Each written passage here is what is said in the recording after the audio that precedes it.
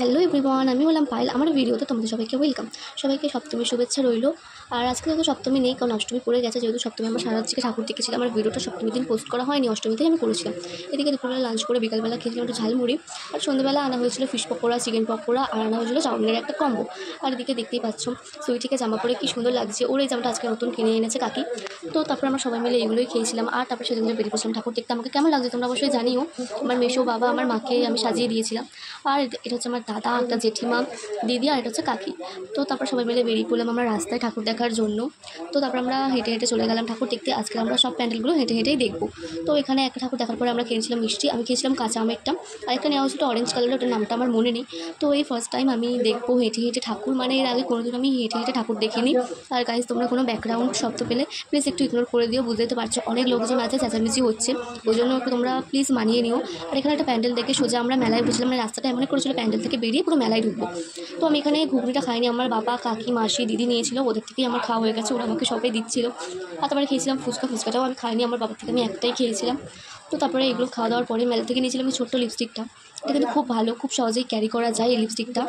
আর কালারটা কেমন হয়েছে তোমরা অবশ্যই জানিও। আর এদিকে দেখতে পাচ্ছ রাত্রিবেলা বাড়ি ফেরার পথে আমরা সবাই মিলে খেয়েছিলাম চকলেট কর্নেটো।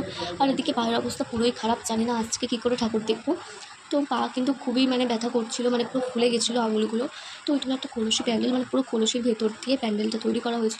এখানে যে দুর্গা ঠাকুরটা দেখছো ওটা হলো একটা হাতের পেন্টিং তৈরি করা, আর এর ভেতরে যে ঠাকুরটা আছে ওটা হলো রিয়েল ঠাকুর।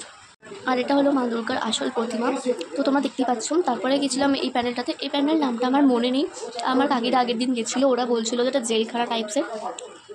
তো যাই হোক, এই প্যান্ডেলটাও ছিল কিন্তু অসাধারণ, প্রত্যেকটা প্যান্ডেলই ছিল অসাধারণ। আমার করা সাজেস্টেড তোমরা হচ্ছে 41 পল্লী কলকাতায় যে প্যান্ডেলটা হয়েছে ওটা তোমরা অবশ্যই দেখো, কারণ ওই প্যান্ডেলটা ছিল আমার দেখা বেস্ট প্যান্ডেল আজকের। আমার বাবারও ওই প্যান্ডেলটাই খুবই ভালো লেগেছে, আর প্যান্ডেলটা বানিয়েছিল খুবই ভালো। তো তারপরে চলে এসেছিলাম আমরা নবদুর্গা দেখতে। নবদুর্গা দুর্গা ঠাকুরের 9টি রূপ। তো আমার তো প্রত্যেকটা ঠাকুরের রূপই লেগেছে অসাধারণ। আর আমার সাজেস্ট করা তোমরা ওই প্যান্ডেলটা অবশ্যই দেখো। আর আমার মতে এই যে বড় বড় প্যান্ডেলগুলো হয় ওখানে ভিড়াটালি করে দেখার থেকে এই ছোটো ছোটো প্যান্ডেলগুলো দেখা কিন্তু খুবই ভালো। কারণ এগুলো ছোটো ছোটো প্যান্ডেল না, অনেকই বড় বড় প্যান্ডেল, খুবই খুবই ভালো লাগবে তোমাদের দেখতে। আর এটাই হলো 41 পল্লীর ওখানে যে ঠাকুরটা উঠেছিল সেটাই। চল তোমাদেরকে দেখাই। তো সাইডে দেখতে পাচ্ছ জলের ড্রাম দিয়ে এখানে কঙ্কাল ভূত বানানো হয়েছিল। আর এখানেই সব থেকে বেশি ভিড় হয়েছিল এই প্যান্ডেলটাতে, খুব মানুষের ভিড় ছিল, অনেকক্ষণ ধরে লাইনে দাঁড়িয়ে তারপরে ভেতরে ঢুকতে পেরেছিলাম। আর কোনো ফটো ভিডিও ঠিক মতন করে নেওয়া যাচ্ছিলো না, আমি যেহেতু করিনি, আমার বাবা করেছিল। প্রত্যেকটা প্যান্ডেলের ভিডিও আমার বাবাই করেছে। আর এখানে যে মানুষরা ঝুলছে তোমরা দেখতে পাচ্ছিলো ওটা পুরো মনে হচ্ছে যে রিয়েল। তো প্রত্যেকটা ভিডিও আমার বাবা করেছে, কারণ আমার বাবা ফোনটা ওপর দিকে তুলে করছিল, যেহেতু আমি অতটাও লম্বা না যে ফোনটা তুলে করবো ওপরে। তো এই প্যান্ডেলটা আমার খুব ভালো লেগেছে। আর এটা হলো মা দুর্গা, এটা কিন্তু পুরোই রোবটের থিম।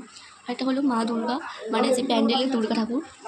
তো তারপরে সাইড দিয়ে আমরা বেরিয়ে এলাম। এটাতে খুবই ভিড় হয়েছিল, প্রচুর অসংখ্য মানুষের ভিড়।